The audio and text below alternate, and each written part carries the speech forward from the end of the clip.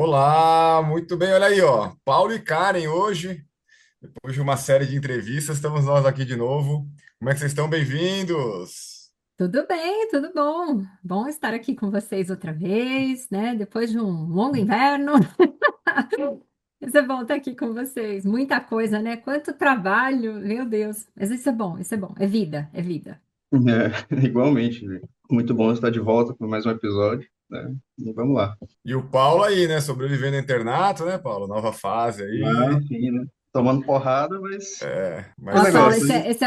esse assunto de hoje vai para todos vocês. Que tem muita É. coisa para trazer desse summit aí, principalmente de residência. Bem legal, tem bastante coisa para falar. Exato. Então, Karen, bom, a Karen chegou recentemente dos Estados Unidos, né? Tá, foi a um summit lá na Harvard School, né? E conta para nós, Karen, o que que era esse summit, né? E por que que Harvard, né, que está envolvida nisso, nessa temática da espiritualidade, né? E você acabou levando até um trabalho grande seu para lá, né? E conta para nós essa experiência. Bom, foi o seguinte: esse foi o sexto Global Summit em espiritualidade, religiosidade e saúde mental. Nós tivemos a Harvard Medical School, né, a Universidade de Medicina da Harvard, Faculdade de Medicina da Harvard, que presidiu, que foi o host desse Global Summit. E foi uma experiência incrível, porque nós tivemos mais de 180 líderes, né, especialistas na área, reunidos de 20 diferentes países lá para falar só sobre isso. E uma das coisas que me chamou mais atenção, né, se a gente for pensar bem, a Harvard abria as portas para falar sobre espiritualidade e religiosidade dentro da faculdade de medicina, na saúde mental e no atendimento ao paciente, e isso a gente também engloba os profissionais da área da saúde, né? Então, assim, foi uma coisa que me chamou muita atenção. E lá dentro da Faculdade de Medicina, eles têm uma outra escola que é chamada Divinity School. Então, é uma escola de, teoricamente, divindade, que a gente pode traduzir ao pé da letra, mais ou menos assim, mas é aonde se estuda a espiritualidade e religiosidade. Então, ou seja, eles trouxeram isso para dentro da Faculdade de Medicina. E isso tem sido agora palco de discussão dentro da psiquiatria. Então, nós tivemos ali a Sociedade Americana, né, a Associação Americana de Psiquiatria, a Associação Americana de Psicologia, nós tivemos a Sociedade Mundial de Psiquiatria, né, que foi a que realmente promoveu esse encontro. Lá dentro, nós tivemos do Brasil, foi incrível, teve uma comissão linda do Brasil que foi para lá. Nós tivemos ali um dos organizadores, que é o professor, o Alexander Moreira Almeida, da Faculdade de Juiz de Fora, né, Federal de Juiz de Fora. Inclusive é um nome internacional mesmo, né? O Não, Alexander, ele, né? ele Nessa é parte, uma, né? não, é uma sumidade, é uma coisa incrível. E assim, de uma humanidade, assim, uma humildade, né, impressionante. E ele traz o assunto com paixão. Assim, o que nós temos agora é a ciência falando sobre isso. E é aí que chama mais atenção. Porque até então a gente tem que tomar muito cuidado quando a gente fala de religião, espiritualidade, são duas coisas completamente diferentes. Exatamente, Karen. Eu acho que todo mundo que começa a ouvir a gente tem essa primeira impressão de misturar religiosidade, espiritualidade, que talvez eu acho que aqui sim são sinônimos, com a religião que você pratica, né? E isso é bem Isso, díspare, é bem separado lá, né? Então, fala um isso. pouquinho para nós aí, o pessoal também se entrar, se situando bem, não se perder. Uhum. Então vamos lá. Isso é deixado bem claro, porque para levar isso para a ciência e trazer isso dentro da medicina, nós temos o quê? Que separar realmente as coisas. Existe a religiosidade, existe a espiritualidade. Então, a religiosidade é aquilo que você realmente pratica, é a sua crença, né? É ali o que você pratica. Você vai a um templo, você tem uma religião, alguma coisa assim. A espiritualidade, ela não é necessariamente conectada à tua religiosidade. Tem muita gente que fala, olha, eu não tenho nenhuma religião. Mas a pessoa é extremamente espiritualizada, é uma pessoa que acredita em algo maior, é uma pessoa que tem outras práticas diferentes, pode ter meditação, mindfulness e outras. Porque lá, uma coisa que também me chamou muito a atenção é dos trabalhos apresentados, gente, de um nível incrível, assim, fora de série, mas assim, com muito embasamento científico, muito, né? Assim, os posters também foram muito interessantes, porque teve gente lá do mundo todo, de várias crenças, de várias religiões, professores, estudiosos, cientistas, trazendo formas de você praticar diferentes ferramentas de espiritualidade. E algumas me chamaram muita atenção. Eu parei para conversar com esses professores, com esses alunos também, e falei, não, a gente tem que trazer isso para mais perto, porque a pessoa às vezes imagina, como é que eu vou introduzir isso dentro de uma faculdade de medicina? Porque é isso que está sendo discutido agora. Porque assim, se a gente pensa de modo geral, né, no paciente, vamos pensar primeiro no paciente. E você fala, não, olha, eu me formo em medicina para trazer a esse paciente tudo que eu tiver, tudo que tiver ao meu alcance, tudo que tiver disponível para eu trazer, né, a cura ou um conforto a esse paciente, o melhor tratamento possível. Se eu te falar que a espiritualidade, ela pode ser uma dessas ferramentas, por que não oferecê-la ao paciente? Não oferecê-la seria então antiético ou então uma negligência, né? Então a gente agora olha por esse lado. Então, se a gente vem lá dos primórdios do que se fala que nós somos constituídos, né? É o corpo, a mente e o espírito. Então, sei lá, de repente é uma coisa que dá para a gente começar a trazer também para dentro da medicina, como ciência a ser estudada também, né? Que é o que tem sido discutido lá, o que foi discutido, na verdade, nesse summit que aconteceu agora lá na Harvard. Então, nós tivemos ali o que me impressionou muito, né? Além do Alexander e tal, nós tivemos ali um professor da Faculdade de Medicina da Harvard, que é o David Rosmarin, uma sumidade também lá dentro da Faculdade de Medicina, e ele traz isso dentro do próprio consultório dele, ele fala sobre isso, ele falou sobre isso para gente, da prática, da introdução da espiritualidade no atendimento aos pacientes dele. Nós tivemos também lá o Alan Fung, que ele é presidente também ele é presidente da Sociedade acho que Mundial de Psiquiatria, da Associação Mundial de Psiquiatria. E ele é o presidente justamente da área de espiritualidade e religiosidade na saúde mental. Então, nós tivemos nomes ali nas plenárias grandiosos e que trouxeram isso com muita naturalidade, porém, eles colocaram para gente sobre a dificuldade e os tabus que nós temos ainda para se falar de espiritualidade na medicina. E aí teve um médico que me chamou muita atenção. Ele é, né, um oncologista, um cirurgião, oncologista da Índia. E ele, durante as plenárias ali, ele veio para fazer essa pergunta. Ele falou: olha, como é que eu consigo trazer isso para o meu paciente? Eu não sei. Ele falou: eu não sei como abordar esse assunto. Eu nunca aprendi, nunca ouvi falar sobre isso dentro da faculdade de medicina. Ele falou: eu sei da minha prática, da minha espiritualidade, mas eu não sei como chegar no paciente, porque eu posso muito bem falar: olha, vai ter um psicólogo que vai vir aqui conversar com o paciente, ou eu faço algumas perguntas, né? Você sofre de ansiedade, depressão, toma algum medicamento, faz algum tratamento psiquiátrico, etc. Você tem essa abordagem, né? Tua própria anamnese, enfim. Mas como é que você vai abordar sobre espiritualidade e religiosidade para o paciente, né? E ele trouxe essa pergunta. E aí, o que eu gostei muito foi da resposta. Eles falaram: olha, hoje nós temos ferramentas que podem ser aplicadas. A gente tem questionários, tem o FICA, tem o Durel, que é da Duke University. Então, assim, você pode aproveitar aquele momento e falar: olha, eu tenho algumas perguntas para ele fazer, então você responda, fica muito à vontade. E aí, quando o paciente começar a responder, ele pode ser até que ele ache um pouco estranho. Mas ele fala: poxa, isso aqui faz parte da sua vida, faz parte do embasamento, pode ser usado como mais um pilar no seu tratamento, né? Ou aporte, vamos dizer assim. E uma outra coisa que eu achei muito legal e que, infelizmente, nós não temos aqui no Brasil, pelo menos eu não vejo, acho que os militares têm isso, que é a capelania. E isso vem com muita força lá. Os hospitais, eles têm capelões contratados. E não é qualquer tipo de preparo para ser um capelão. Ele passa por, acho que são 3 ou 4 anos mesmo de formação, para ele poder trabalhar dentro do hospital. E ele não atende apenas aos pacientes, mas também aos profissionais da área da saúde, todos os que trabalham no hospital.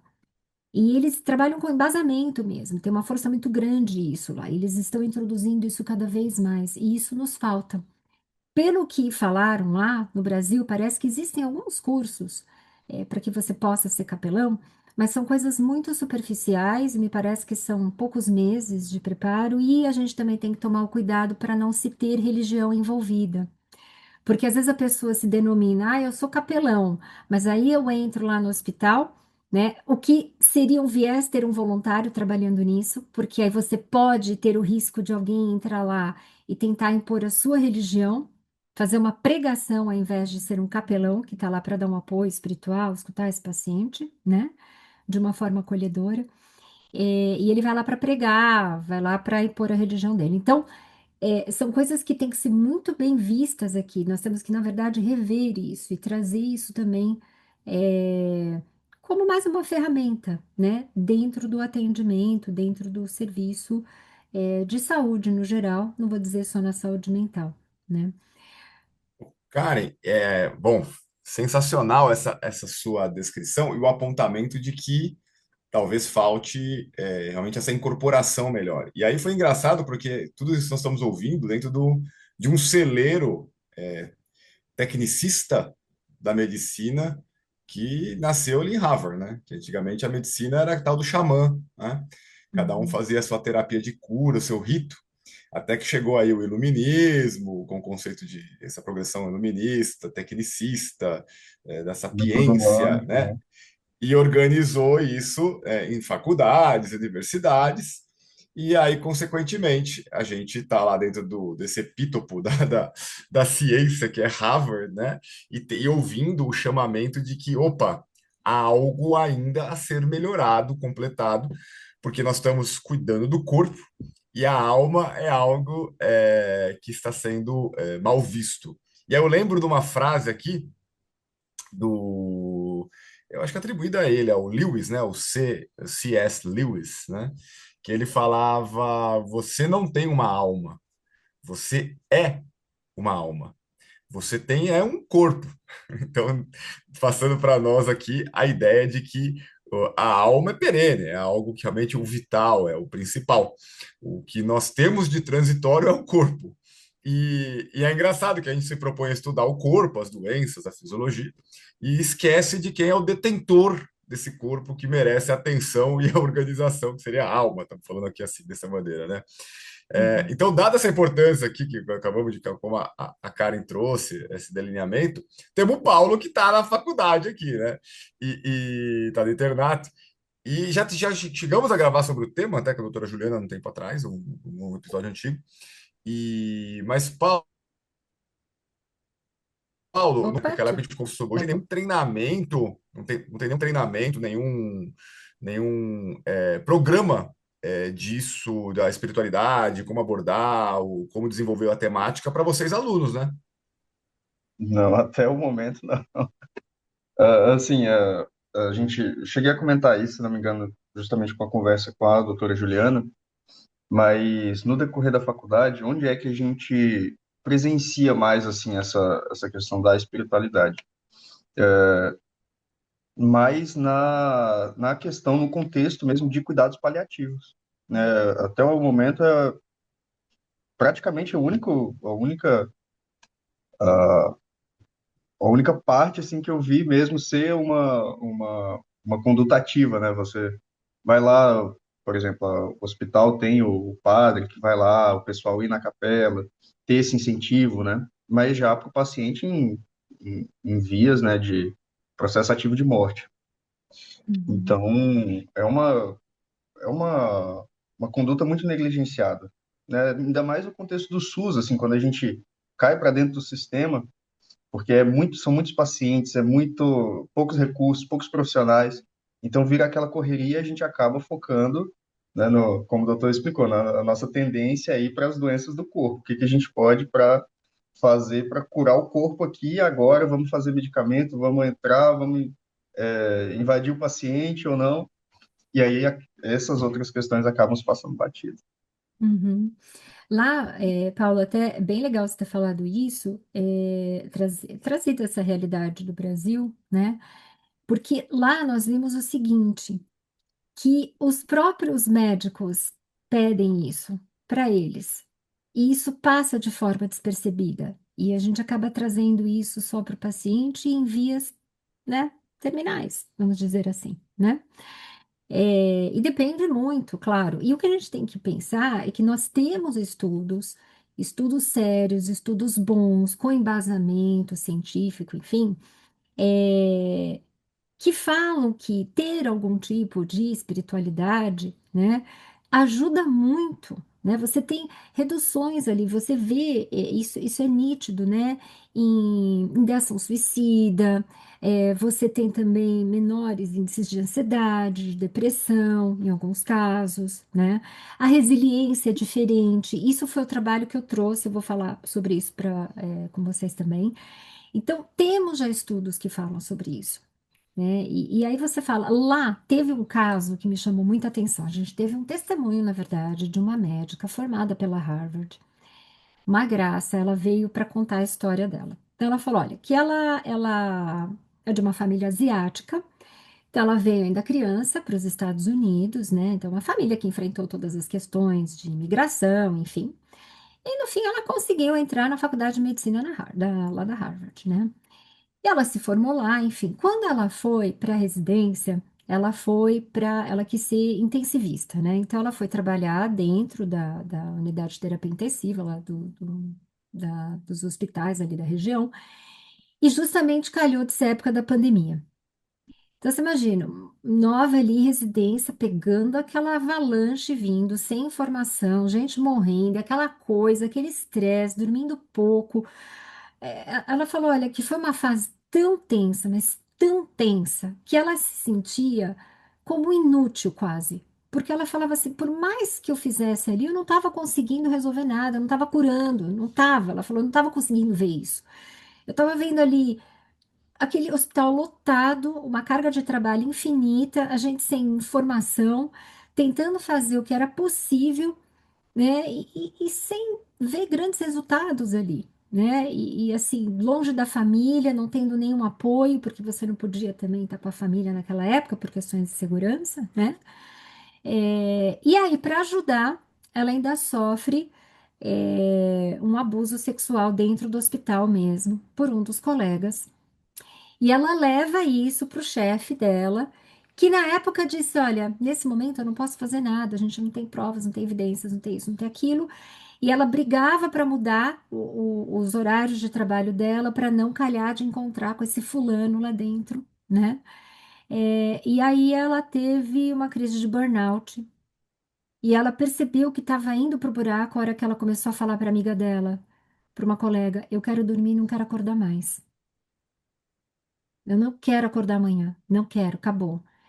E ela começou a perder todo o sentido e o amor pela vida, e ela via que aquilo era um loop repetitivo, aquela coisa que não melhorava, não resolvia, e gente morrendo, gente sendo internada, sem informação. E aí o chefe dela deu uma semana para ela, falou: Olha, eu vou te afastar por uma semana para você tentar, sei lá, melhorar, descansar, enfim. E aí ela falou: Olha, ela estava passando por uma igreja lá, e que era da religião dela, enfim, que ela não colocou isso, mas acho que era cristã, e ela entra, ela falou: Olha, eu entrei, ela falou: Eu preciso de algum lugar em silêncio, tal, para eu tentar me recompor.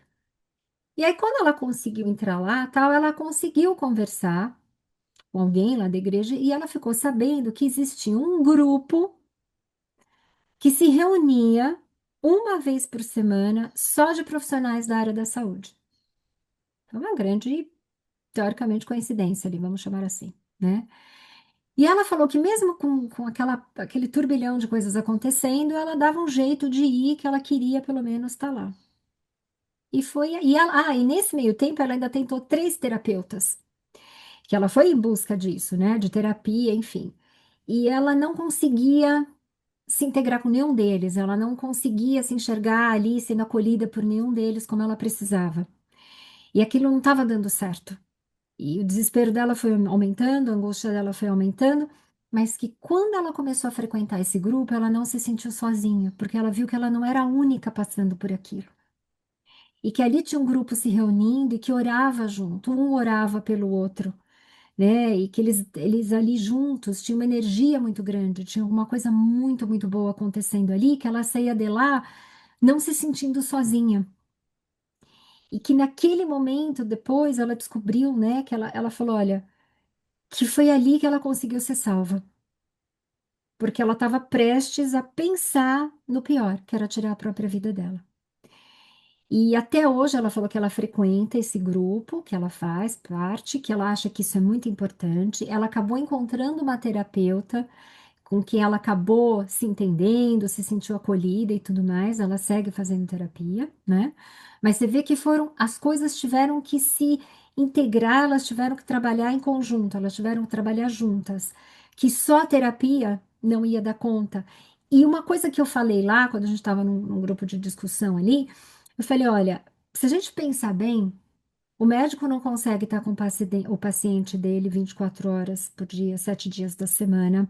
O terapeuta também não, né? O psicólogo, o psicanalista, que seja, também não. Você vai ter encontros, né, semanais ou 2, 3 vezes por semana, depende do caso, mas você não tem aquele acompanhamento 24 horas por dia, 7 dias da semana. Mas a espiritualidade é totalmente ao contrário. Ela pode te acompanhar 24 horas por dia, 7 dias da semana. Então, é um tratamento, a gente fala, que está com você o tempo todo, que pode ajudar, pode ser um dos pilares que pode ajudar esse paciente e o profissional da área da saúde também.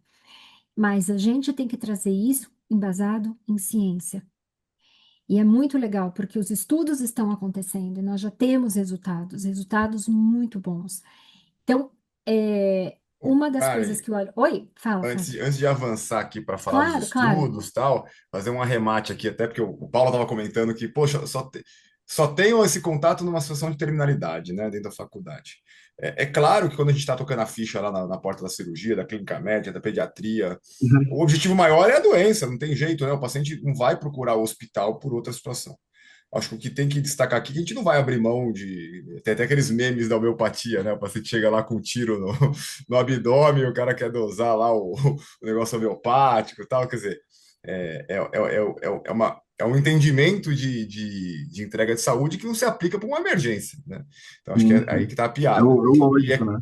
e é claro É que a gente o- não vai também pensar em espiritualidade numa situação de emergência, alguém lá passando mal, realmente numa situação de sofrimento por uma doença Uhum. ativa, não compete isso. É só fazer esse disclaimer aqui, porque Sim, sim. às vezes Uhum. vão achar que nós estamos querendo trazer essa espiritualidade para o ambiente full do hospital. Não é isso. A gente entende Não, que não é. o Cada hospital está coisa no lá seu devido para resolver o momento. problema do corpo, né? Que é quando Sim. começa a Uhum. dar o sim, problema. sim.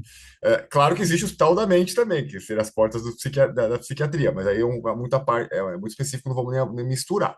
Então, o que a gente está colocando aqui não é que tem que mudar o regramento científico da assistência à doença. Não, não. O que a gente está entendendo é que existe algo mais complexo por trás, até porque nós somos esses seres complexos, e que durante o tratamento a gente deveria tomar nota, né, identificar alguns pontos que podem, como a Karen falou, através de alguns métodos já validados, questionários, para identificar alguma vulnerabilidade ou mesmo algum ponto de força que ajude a convergir para a melhor entrega do tratamento da cura da doença. Sim. Agir de forma Uhum. Eu acho que esse é o sinérgica, método né? maior, né? Oi, Assim, Paulo. igual a Karen comentou, né? Agir de forma sinérgica. Pode ser, não vai ser, às vezes, o principal que vai curar o doente. Não, não. Mas Uhum. só de conseguir trazer um conforto para aquele doente, a gente percebe isso, né? Qualquer coisa que você faça, intervenção ou de prática, que consiga trazer um pouco mais de conforto para esse paciente, e às vezes já muda completamente o prognóstico, muda o fato do paciente conseguir se enxergar com a doença de uma forma diferente, é totalmente diferente. E assim, É. a espiritualidade, a gente falando, né, de serviço terciário, enfim, mas eu acho que onde vai pesar mesmo vai ser na atenção primária, né? Ali que Uhum. justamente é aquele tratamento que vai estar sempre com o paciente, vai estar sempre ali, sempre que ele precisar de um conforto, ele vai ter aquilo. Então, às vezes, expandir isso para a base, né? A base da, Uhum. da atenção seria.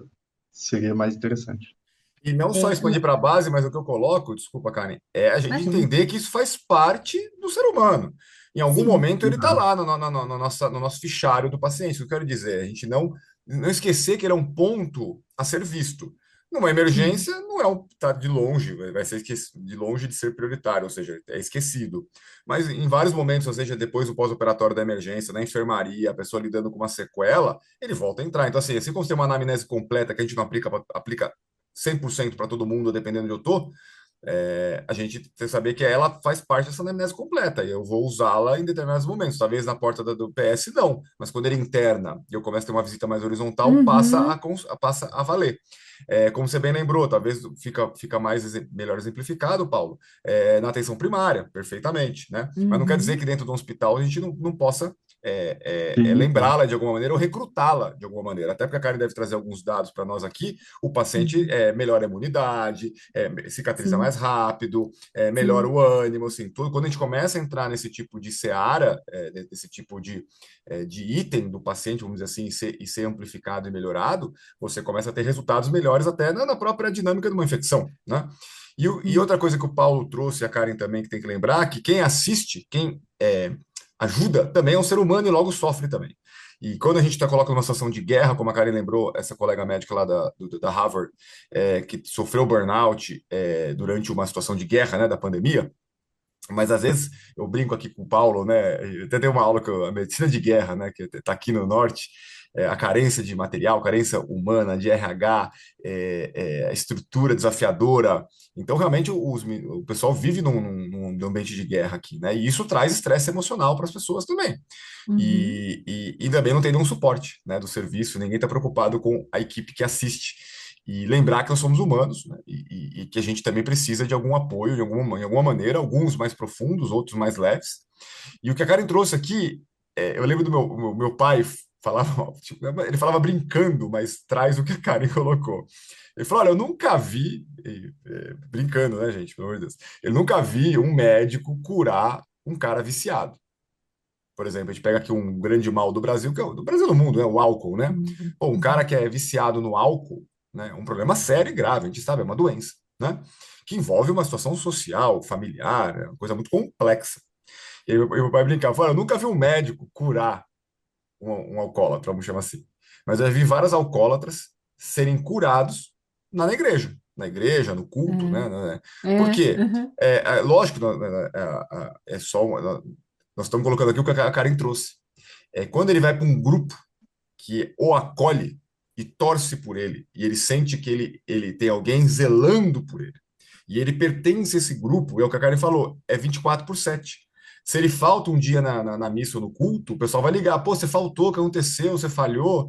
Aí ele vai falar, pô, mas eu caí, voltei a beber. Não, a gente te perdoa, volta, volta, pega na Uhum. mão, e ele se sente bem. Então a Karen falou, o médico é limitado, a própria terapeuta, psicóloga, tal, Sim. é um encontro semanal, às vezes, talvez dois no máximo, sei lá, numa situação, ou mesmo numa internação numa clínica. Você tira da Uhum. família, você tira do ambiente. Não que não funcione, hein? Eu não estou nem julgando isso aqui, não estou propondo mudança, não. Estou colocando assim: a profundidade vem, como a Karen colocou, quando ele é integrado no ambiente, que é essa médica aí. Ela talvez foi na igreja, mas da igreja descobriu um grupo de médicos que eram pares dela, que sofriam, talvez entendiam ela porque compartilhavam a mesma dinâmica, a mesma problemática, e aí um zelando pelo outro fortaleceu o grupo, né? Então, Uhum. aí cai nas nossas origens. Nós somos seres humanos sociais e culturais, né? Não tem jeito. Então, Uhum. a gente não vive sozinho, né? Que solitário é uma punição para nós. E, ao mesmo tempo, nós vivemos do mito, do conto, da narrativa. Nós precisamos disso. Sem isso, a gente não consegue estabilizar a nossa trajetória aqui.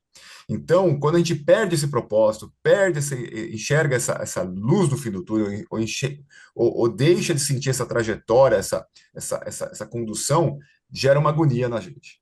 Uhum. Gera um estresse. Então, o que você colocou aqui, dividiu, foi mágico, e isso é a proposta de solução, e a espiritualidade mexe nisso, né? Fala, Paulo. Não, não. Não? Só- Então, uma coisa que me chama a atenção é que aqui no Brasil, me parece que a gente está indo um pouco contramão. Nós estamos indo um pouco na contramão. Nós temos hoje Sociedade Brasileira de Psicologia, tal, né? O Conselho, na verdade, né, de Psicologia, tentando impedir que o terapeuta, que o psicólogo também possa respeitar e se embasar em espiritualidade e religiosidade. Eles estão tentando bloquear isso. Porque teve agora recente uma psicóloga que ela coloca a religiosidade, espiritualidade também como um dos alicerces, né? Um dos pontos de ajuda no tratamento desse paciente. E aí tá uma polêmica imensa sobre isso aqui no Brasil, de proibir o profissional da área da saúde mental a abordar essa parte espiritual e religiosa. Aí você fala, gente, para o mundo que eu vou descer, a gente está indo na contramão. A gente tem uma Harvard Medical School abrindo as portas para isso, estudos embasados, coisa muito séria. Nós temos a Duke University, nós temos a Stanford, nós temos a John Hopkins também. Pelo amor de Deus, tem alguma coisa errada, né? A gente está indo no caminho contramão. Não tá legal isso. A gente tem que pensar que não. Se isso vai ajudar o teu paciente, por que não? Por que não? Eu já tive casos de paciente que foi muito legal ele voltar para a igreja, participar de grupos lá, e falar da importância de estar indo lá para a igreja, não sei o que. Eu falo, legal, vai, porque a cabeça fica ocupada. Cabeça vazia é um grande problema, a gente sabe disso, né? Como já dizem, oficina do diabo. E é sério isso.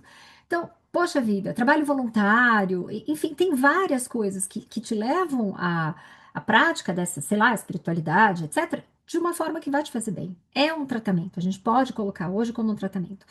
Lá na Harvard, nesse summit, nós tivemos vários níveis de discussão. Nós tivemos níveis espirituais, religiosos, falando da importância na saúde mental, no coping do paciente, do profissional da saúde mental, quando a gente consegue ver que ele tem alguma coisa, que ele acredita em alguma coisa maior, né?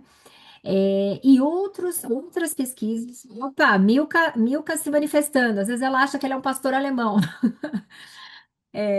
E aí, o que que acontece? Lá tivemos vários níveis, gente, desculpa, viu? Vários níveis de pesquisa, em vários segmentos dentro disso. Então, nós tivemos o Alexander trazendo temas mais sérios, falando, por exemplo, sobre a consciência. Nós temos agora estudos para descobrir que nós temos falando de uma consciência, que a consciência, ela perdura, ela continua, né? Mesmo após a morte. Então, estudo sobre isso. Nós temos lá casos que eles trouxeram, por exemplo, de pacientes que, aquela experiência quase morte, eles trouxeram muito isso, né? De pessoas que pararam realmente, né? E casos reais, isso sendo estudado, né? Isso tudo está sendo documentado. Teve um caso, por exemplo, de um paciente que foi muito interessante. Isso aconteceu na Holanda. Ele teve uma parada cardíaca, esse paciente, na rua. A ambulância chegou, colocaram ele, tentaram reanimar. Isso foi por, sei lá, acho que 40 minutos ali tentando salvar esse homem. E ele voltou quando ele já estava no hospital, enfim. Depois que passou, ele chega para uma enfermeira e fala assim: Você pode pegar a minha dentadura? Que você colocou naquela tal gaveta, não sei aonde.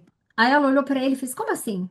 Aí ele falou, não, eu vi. A hora que eu estava sendo entubado, eu vi meu corpo, eu saí do meu corpo e eu estava sendo entubado e você falou assim, não, peraí que ele tem uma prótese, peraí que ele tem aqui uma dentadura, deixa eu tirar isso daqui, eu vou pôr aqui nessa gaveta. E tinha uma gaveta ali numa mesa, sei lá, ele descreve isso, e ela muito assustada com aquilo. E de fato, a dentadura dele estava lá, a prótese dele estava lá dentro daquela gaveta, né? Relatos de outros casos de pacientes também que tiveram a mesma experiência e que depois relatam que estava acontecendo em outras salas. Então, por exemplo, estava tendo uma amputação numa sala ao lado e a mulher saiu do corpo, ela foi até lá, ela viu que estava tendo uma amputação, aí ela volta e gritava para os médicos: não desiste de mim, não desiste de mim, porque um dos médicos falou: gente, não dá, parou, tá difícil. E ela gritava: não desiste, não desiste. Ela relata até o que o médico falava, né, para ela. Quer dizer, tem esses estudos, então lá também foi falado sobre isso. Existe aí um grande grupo fazendo uma coleta desses dados, dessas histórias, para que a gente continue estudando sobre a consciência, né? Isso aí é uma coisa que já vai para outro âmbito, mas dentro desses estudos, dentro desse Pô, universo. cara, mas isso é de arrepiar ver essas histórias aí, pô.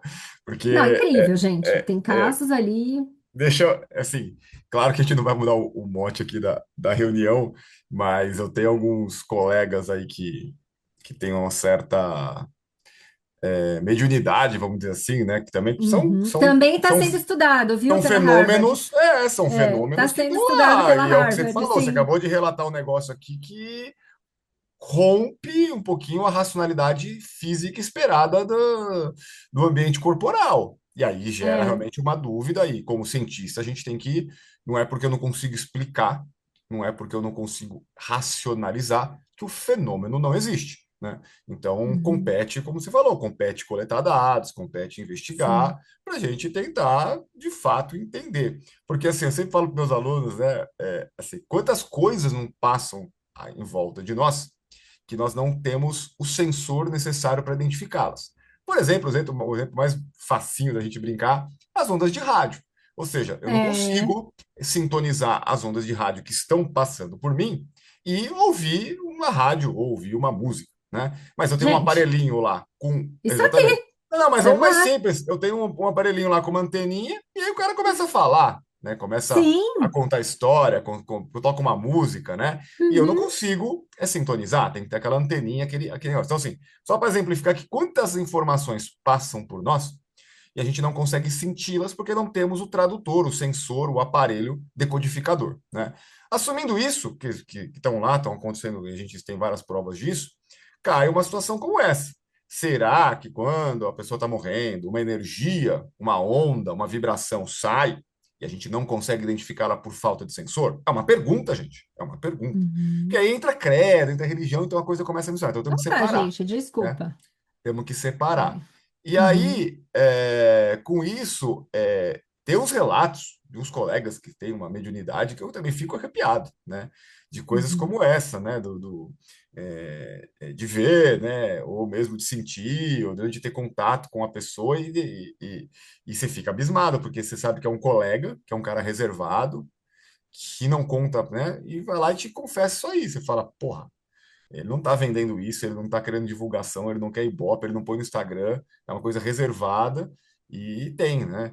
Então você fala, Uhum. caramba, né? Então aí lembra daquela frase que a gente fala muito, né, cara? Eu não, que é espanhol, mas você fala espanhol, que eu não creio nas bruxas, mas que elas existem, né? Que é um ditado Não, argentino, né? Espanhol, não sei. Diga. é isso mesmo. E hoje a gente tem a Harvard estudando isso, gente. Mediunidade, eles estão estudando sobre médiums. Gente, é um negócio assim incrível, é muito bacana. E eu apresentei um trabalho lá, foi muito emocionante, uma coisa que nem eu esperava, conseguir ter, né, na verdade, chegar a esse ponto, ter esse convite, foi uma honra, nossa, indescritível. E tive o prazer até, assim, de ter meus filhos comigo, eles se inscreveram no Summit, eles foram para Boston para estar junto comigo nesse momento, então, para mim, assim, teve um significado gigante. E eu até brinquei com eles e falei, gente, aproveita esse momento, porque a gente não sabe se repete, né? E tá no meio de especialistas, gente assim muito séria, com discussões de altíssimo nível. Então, quando eu apresentei um trabalho, eu levei para eles no transplante renal, né? Pancreasim, na verdade. E eu apliquei o questionário da Duke University quando eu fiz a avaliação de qualidade de vida do grupo de pacientes pré comparado com paciente de pós-transplante pancreas-rim, aqui no Hospital do Rim. E avaliei esses pacientes, qualidade de vida renal, quanto a diabetes, enfim, e ainda apliquei esse questionário da Duke University. Quando a gente cruzou os dados, foi uma coisa muito interessante. No pós-transplante, os pacientes que tinham algum nível, né, ou melhor, maior nível de espiritualidade e religiosidade, eles tinham uma melhor percepção da saúde renal deles no pós-transplante. E isso se deu com 82,4% dos pacientes que tinham religiosidade e espiritualidade comparados com os que não no pós-transplante. Aí você fala, poxa, isso aí foi um achado legal, foi uma coisa impressionante. Mas aí o que que a Harvard pediu? A Harvard falou assim: olha, além dos dados, você pode trazer a narrativa desses pacientes? Eles queriam escutar a narrativa. E foi legal, porque eu registrei a narrativa desses pacientes, porque para mim o que era para ser 30 minutos de entrevista com cada um desses pacientes, ela às vezes se tornava 1 hora e meia, até 2 horas com esses pacientes. E aí você fala, poxa vida, eles queriam ser escutados, né? Olha a importância de você estar junto com eles ali, não só para você aplicar um estudo, mas você também está lá para escutar esse paciente. Aí o que que aconteceu? Nesses resultados, né? Quando eu via, por exemplo, a narrativa de paciente do pré e do pós, teve caso de uma paciente né? Eu levei esse caso também para eles lá. 39 anos de idade, ela era personal trainer, ela teve que parar de trabalhar por causa da doença renal. E ela já estava há mais de um ano esperando pelo transplante. No Brasil, hoje, a gente tem mais de 44 mil pessoas aguardando por um transplante só renal. Você imagine pâncreas rim, né? O simultâneo. E a média de espera é de 2 a 5 anos. Então, você imagina você fazendo hemodiálise ali 3 vezes por semana, 4 horas cada uma dessas sessões, e ali aguardando o telefone tocar. E eu falei para eles que uma coisa que eu percebi, que eles tinham uma ansiedade, uma angústia muito grande com o telefone. Eles ficavam com o celular carregado o tempo todo ao lado deles, 24 horas, esperando o telefone tocar. Então isso gerava uma angústia muito grande, que quando tocava, ai meu Deus, não, não é minha vez, não chegou a minha vez. Então eles ficavam naquela coisa, naquela ansiedade, naquela angústia contínua. E essa paciente me chamou muito a atenção. Eu estava com ela no ambulatório do Hospital do Rim, do pré-transplante. Fomos para uma sala, o namorado dela estava na espera, e aí eu comecei a conversar com ela. E quando eu comecei a fazer as perguntas para ela, né, dos questionários, uma das perguntas era: alguma vez você já pensou em tirar sua própria vida? Ela falou: todos os dias. Falei, ok. E aí, quando a gente continuou com as perguntas, quando eu continuei com essas perguntas e entrei na questão entrei no questionário da Duke, né? O Durel, esse questionário chama Durel, e começa a perguntar para ela se ela tinha algum tipo de religiosidade, se ela praticava alguma coisa. Ela falou: Deus? Que tipo de Deus faz alguém sofrer isso que eu tô sofrendo? Passar por o que eu tô passando? Não acredito em mais nada. Ela falou: você acha que eu vou acreditar em alguma coisa? E essa mulher começou a chorar, mas ela chorava de uma forma assim, ela estava assim muito deprimida, muito deprimida. E aí, bom, o que era para ser então meia hora, eu fiquei 2 horas com ela, chamei o noivo para a sala. Eu falei: eu não vou deixar ela desse jeito, pelo amor de Deus, né? Liguei para a chefe, no caso, na época do transplante em psicologia, a psicóloga responsável pelo transplante. Eu falei: olha, a gente tem um caso grave aqui. E conversei com essa paciente, eu falei: você quer uma ajuda? Você quer, a gente pode intervir, eu posso te arrumar alguém que possa te escutar aqui dentro do hospital, enfim. E aí ela aceitou, e eu liguei então pela chefe lá da psicologia, departamento de psicologia dentro do transplante. Falei: ó, a gente tem um caso aqui, passei o contato da paciente, enfim. E, e aí ela se acalmou, falei: ó, tudo bem, você tem meu telefone, qualquer coisa, se você precisar de qualquer coisa, você me liga, tal. E foi embora. Passou um ano e eu tinha que voltar a avaliar esses pacientes, né? Você tem um estudo prospectivo. Quando eu vejo ali, ela tinha morrido, ela tinha se matado. Ela tirou a própria vida. Aí eu trago um outro caso para vocês. Isso eu levei lá na Harvard para vocês verem, né? E aí, um outro caso de um paciente no pré-transplante. Ele já tinha retinopatia diabética, né? Ele já tinha perdido a visão pela diabetes. Ele tinha 29 anos de idade, desempregado por causa da doença, ele não tinha como trabalhar, estava muito complicado, né? Mais de um ano esperando pelo transplante, mas pensem numa pessoa positiva. Gente, eu conheci ele e a mãe, fiz avaliação com ele me fez rir tanto. E ele acreditava em Deus, ele acreditava, ele falava assim: se não fosse por ele, eu não conseguia estar aqui. Ele falava: muito difícil isso tudo, né? E eu tenho muita fé, ele fala: eu espero muito, eu tenho muita esperança que a minha vez vai chegar no transplante, né? Eu tô tendo que passar por isso por alguma coisa, eu tenho que aprender alguma coisa com isso, não sei o quê, mas alguma coisa deve ser, né? E ele falava assim: eu sei que para eu receber esse órgão, alguém vai morrer, vai chegar a vez de alguém. Mas eu não tenho controle sobre isso, é Deus que tem o controle sobre isso. E eu rezo muito para que essa pessoa não sofra e vou rezar muito sempre pela família, porque eles também vão estar sofrendo. E eu juro que eu vou fazer o melhor que eu posso por mim e pela pessoa que faleceu, em gratidão pelo órgão que eu vou receber. Bom, passou um tempo, ele foi chamado para o transplante e aí eu fui para lá de novo para fazer mais uma entrevista pré-transplante com ele. E foi muito legal, porque ele estava pronto para ir para o centro cirúrgico, super positivo, me fez dar tanta risada. Ele falava assim: não, agora eu vou ouvir a voz das enfermeiras para escolher uma para paquerar. Que ele falava: eu não enxergo, então eu tenho que ir pela voz. A voz que me atrair, eu vou paquerar. Eu falava assim para ele, mas você tá indo para uma cirurgia, rapaz, mas ele nem parece. Eu falei, olha só. Ele falou, não, chegou a minha vez, não sei o quê. Bom, gente, ele foi para o transplante. Eu fiquei mais um pouquinho com a mãe dele, peguei e fui embora. Isso foi à noite, né, aqui no Hospital do Rim. E no dia seguinte de manhã, primeira coisa que eu faço, mandei mensagem para o meu orientador na época, porque ele fazia parte da equipe do transplante. Eu falei, você tem notícias dele, né? Como é que ele tá, tal? Ele não me respondeu nada. Quando foi, mais ou menos umas 4 da tarde, ele, você pode falar? Eu falei, posso. Liguei para ele. Ele falou, Karen, durante a cirurgia, ele chocou. A gente fez de tudo para salvar e faleceu. Gente, naquele momento, meu chão se abriu. E eu também me revoltei naquele momento. Eu falava assim, Deus, mas ele tinha tanta fé. Ele estava tão esperançoso.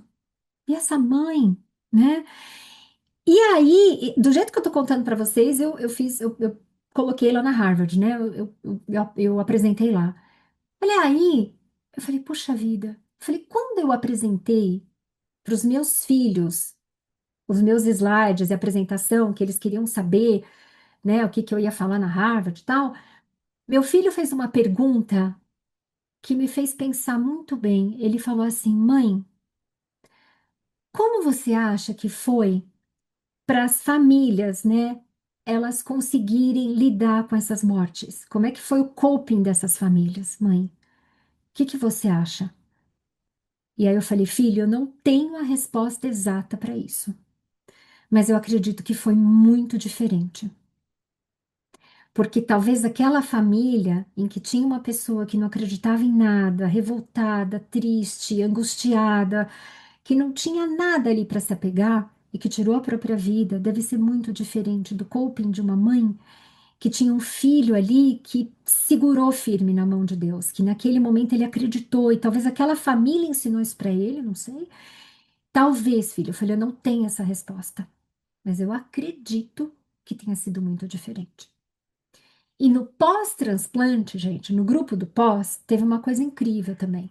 No relato dos pacientes e nos resultados, isso eu tô falando de estatística, tá? Que aí eu cruzo os dados e aí eu falei para eles lá, eu falei, olha, quando eu pego a narrativa dos pacientes e cruzo com os dados estatísticos que eu tenho, faz sentido. Eles se relacionam, eles conversam. Então, é mais um reforço de que realmente os resultados são confiáveis, né? No pós-transplante, eu vi uma coisa interessante acontecer. O maior índice de rejeição de órgãos aconteceu nos pacientes que não acreditavam em nada, que eles eram ateus ou que eles tinham quase nenhum tipo de espiritualidade. Então, nós tivemos índices maiores em perdas de enxerto.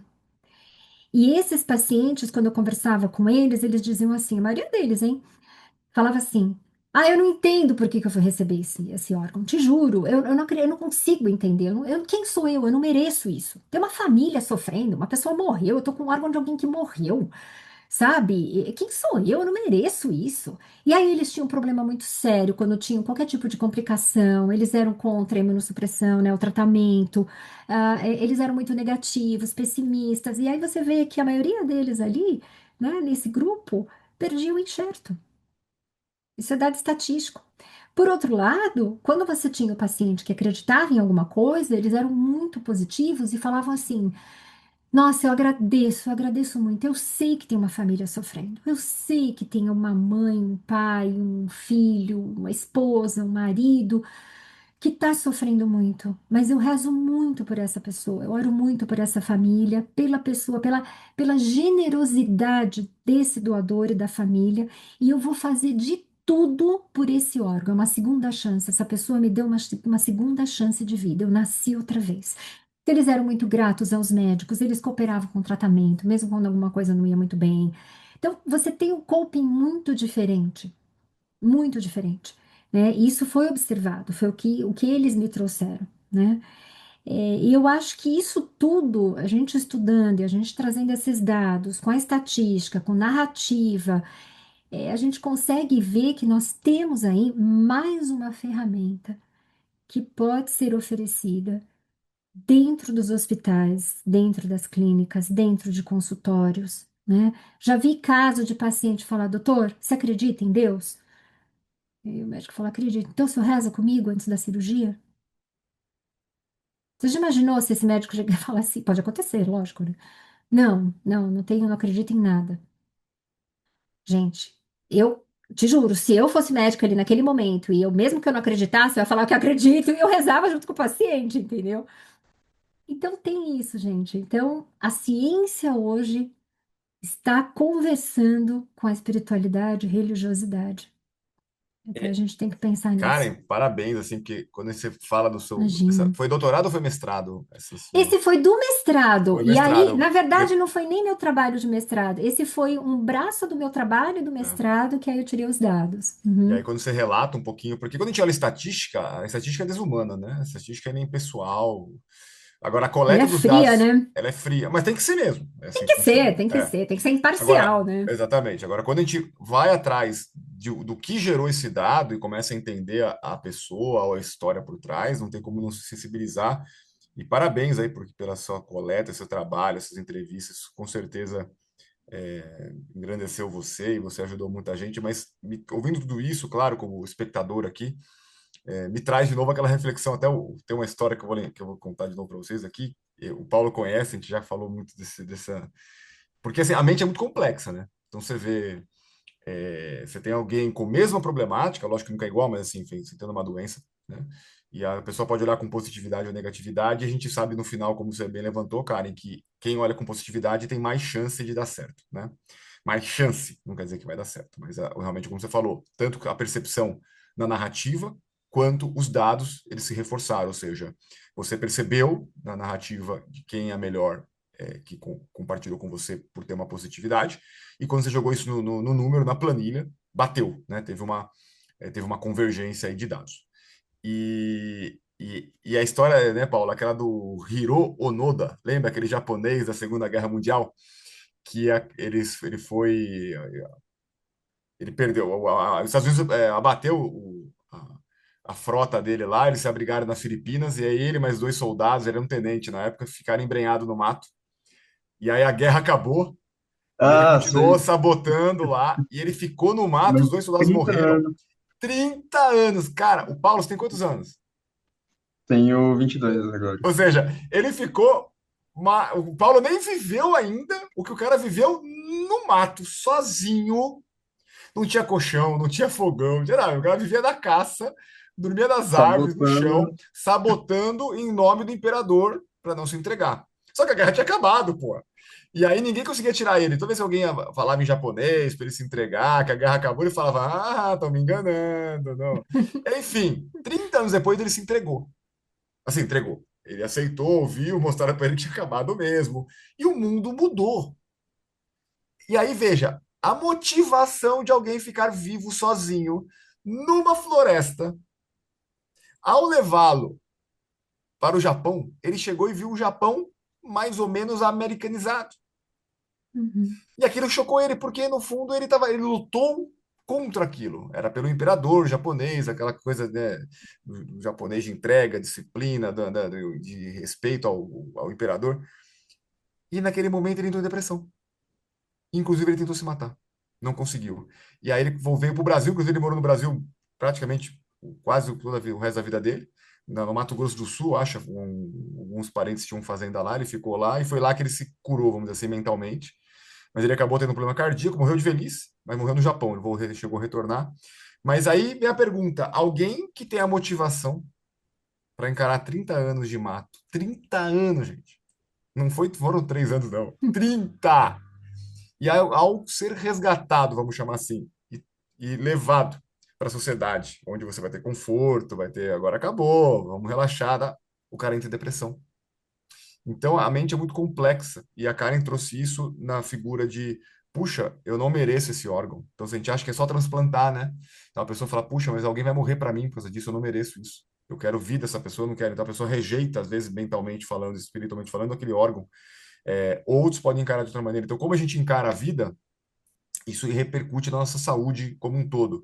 E volto a falar do meu pai, que a gente estava conversando recentemente por telefone, ele lembrou aquele desafio, pô, eu também já vi com o Paulo e com o Arthur, que estavam comigo no consultório, chega aquela mamãe com um filho especial, né? Teve algum problema de nascimento, uma doença genética, O Uhum. menino tem lá, às vezes, 20 e poucos anos, é todo atrofiado, tem atrofia, tem distonia, e a mãe, às vezes, não tem um suporte do Estado, não tem nenhuma cadeira adequada. Às vezes, a mãe entra com, com o adulto no colo, no colo. Ela ficou, eu falei, e até chamei a atenção do Paulo e do Arthur para esses detalhes, que meu pai me chamava a atenção. Repara, ela ficou esperando lá 2 horas. Ela não bateu na porta, não pediu prioridade, ela não reclamou. Ela entra agradecendo, ela entra feliz, ela não reclama de nada. E com a criança ali, que deve pesar uns, criança não já é um adulto, mas deve pesar uns 40 quilos, né, no colo, no colo. E aí você vê, às vezes, alguém reclamando que está demorando, que está com uma dor nas costas, e o cara quer atestado para encostar porque não consegue trabalhar, porque tem dor nas costas. Claro que eu não estou julgando e comparando aqui, cada um tem, mas eu estou trazendo Sim, esse confronto de realidade, como a sim. Karen viu, o Onoda, outro, esse relato japonês que é fantástico, e no próprio consultório do dia a dia.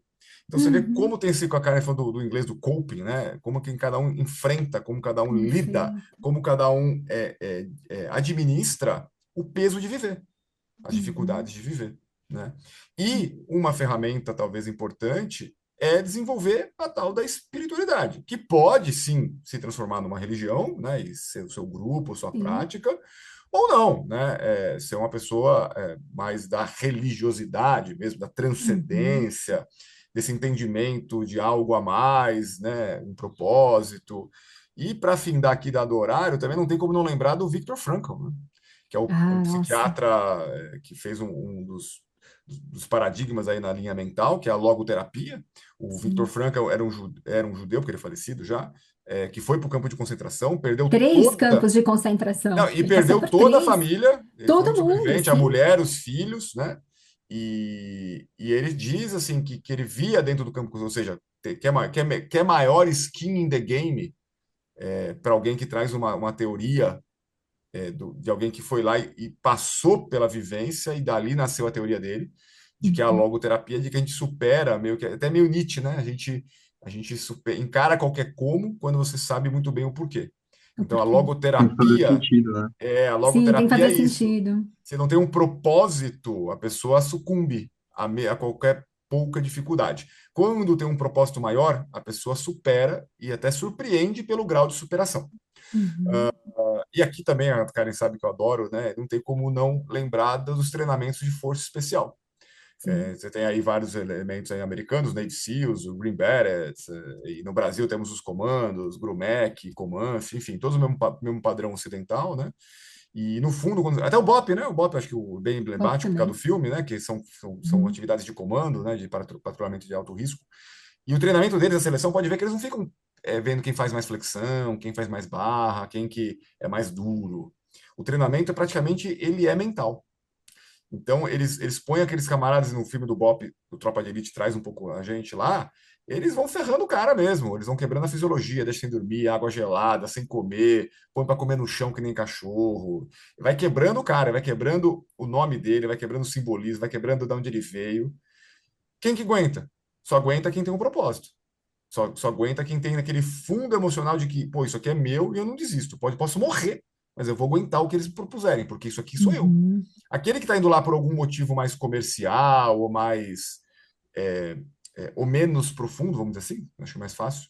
Ah, eu quero fazer pelo meu pai, eu quero fazer isso para conquistar as meninas, eu quero fazer isso para ter meu melhor salário. O cara não aguenta, porque em algum momento ele vai ser corrompido a fisiologia dele e ele não vai aguentar, né? Uhum. Então, e aí então tá aí talvez o treinamento maior para selecionar essas pessoas capacitadas que vão para um ambiente hostil, né? Ali você está selecionando alguém que vai para a guerra, para um lugar hostil, né? Então, realmente o cara tem que ter uma base diferente. Então, Uhum. e aqui a gente fecha, né, Karen e Paulo, trazendo o poder dessa mente, né? O quão forte é nossa mente e o quanto a gente tem que cuidá-la, porque no final o jogo está centrado nela, né? Nesse espírito, nessa mente, vamos chamar assim, né? Nessa energia, Uhum. que se nós não tivermos pelo menos uma liderança ou um zelo sobre ela, a gente pode realmente sucumbir, né? Porque a vida não É. perdoa, a vida A seleção natural não tem sentimento, né? Ela É, vem e massacra. O rolo compressor da vida tá chegando aí.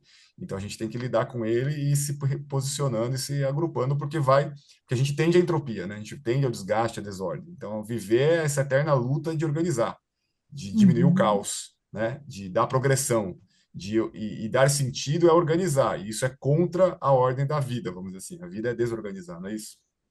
exato. Exato. E uma reflexão aqui, principalmente para os cirurgiões. Quando eu fiz o mestrado, nossa, gente, faz tempo isso aí. Eu nunca esqueço de um professor da banca, de uma outra universidade que eu sei que confronta muito aqui com a Unifesp. Ele foi o primeiro na arguição. Esse cara, ele veio com pedra, e pedra pesada. Tanto que no final todo mundo assim falava pra mim, nossa, me deu até angústia quando ele começou a te fazer as perguntas, que ele não parava nunca. E ele fez uma única pergunta, dentre todas, né? Ele não parava nunca, mas teve uma ali que ele podia destruir meu trabalho inteiro, inteiro, acabou. Ele fez assim pra mim. Você imagina, ele era um cirurgião, ele é um cirurgião de renome, especialista em transplante, eu acho que é hepático até. E ele falou assim para mim: Mas você não acha que é óbvio que a qualidade de vida de um paciente melhora depois do transplante? Isso não é uma coisa óbvia? Gente, quando ele fez essa pergunta, no fundo eu fiquei tão feliz. Eu não vi a hora de responder essa pergunta. E todo mundo angustiado. Meu orientador, então, ele falou: Nossa, a hora que ele fez essa pergunta, eu falei: O que que ela vai responder? E a minha resposta foi muito legal. Eu falei: Professor, eu pensava a mesma coisa. Quando eu comecei o trabalho, eu falei assim, ai, mas isso aí não quer dizer nada, meu Deus. É lógico que o transplante vai melhorar a qualidade de vida do paciente no pós. O meu trabalho vai ser meio irrelevante, né, com isso. E eu falei, então, professor, eu estava errada. Eu estava errada. Não. Para o cirurgião, talvez. Ah, foi um sucesso, maravilhoso, deu tudo certo, meu trabalho foi incrível, perfeito. Olha, o paciente está sem nenhum problema, não teve nenhuma intercorrência, foi ótimo. Tá aqui, Valeu o entregue o objetivo, né? paciente. Operou, Exato. melhorou, tá vivo, tá bem. Tá É bem, isso. acabou. Dei alta, foi para casa, acabou. Só que ele não sabe como é que tá aqui dentro desse paciente no pós-transplante, se ele não acredita em nada, se esse paciente fica revoltado. Ah, eu não quero transplante, eu não mereço o órgão. Aí ele vem com aquela crise existencial dele, que não foi bem preparado emocionalmente, psicologicamente, espiritualmente, rejeição de órgãos, intercorrências. Ele vai ter problemas depois. O cirurgião não vai ver isso. O cirurgião não vai, ele não vai mais ver isso. É o ambulatório, depois o pós, que vai ter que cuidar disso. Então eu falei isso para ele, eu falei, professor, com todo o respeito. Não, a resposta é não. Foi bom. Não, excelente, não, excelente. Essa Desviou e situação foi devolveu, ótima. né, cara? Opa! Não, você não vai acabar com o meu trabalho, não. Não, mas não só devolveu, mostrou um aspecto que a carne está correta, principalmente quem vai para a área cirúrgica, como o Paulo lembrou. Eu sou cirurgião, o Paulo Negligencia. tem um perfil mais cirúrgico, né, Paulo? A gente vê isso aí, porque na verdade o Isso. cirurgião é treinado para isso, faz parte, ele tem que fazer uma boa Então, técnica, ele tem que aplicar uma boa maneira para que vingue o enxerto, depois o pós-operatório, o zelo, a medicação. Tem que ter isso, é análise técnica, né? então, Agora, tem que entender que depois disso tudo feito, não pode se privar de avaliar a parte espiritual, mental dos pacientes, porque isso vai interferir na permanência do enxerto, né? se ele está Claro que talvez preparado não para a é, cirurgia, né? exato, claro que talvez não é o cirurgião que vai deixar de operar esse tempo dele de entrega Não, técnica não. para cuidar mas ele saber que isso interfere e ter uma equipe que está supervisionando e ajustando isso é o mais importante, Sim. né, cara? Que a gente também não quer que o Uhum. cirurgião deixe de estar operando para estar fazendo Não. terapia com o paciente, não é isso. Mas ele Não, tem que mas é entender tudo que isso entra na integrado. conta. Entra na Isso, conta, entra na isso. conta. Às vezes aquele trabalho todo, né, como é que eu vou dizer, a maestria toda da cirurgia, linda, maravilhosa, trabalhosa, horas lá naquela cirurgia, vai toda por água abaixo se esse paciente não está preparado para enfrentar o que vem depois, né? Exato. Então é isso, gente. Muito bem. Ótimo, assim, até Perfeito. surpreendente até o nível que nós chegamos a profundidade que chegou, né, a discussão. E parabéns, Karen, por ter ido lá, ter sido convidada e representado até o Brasil, a Unifesp lá, né?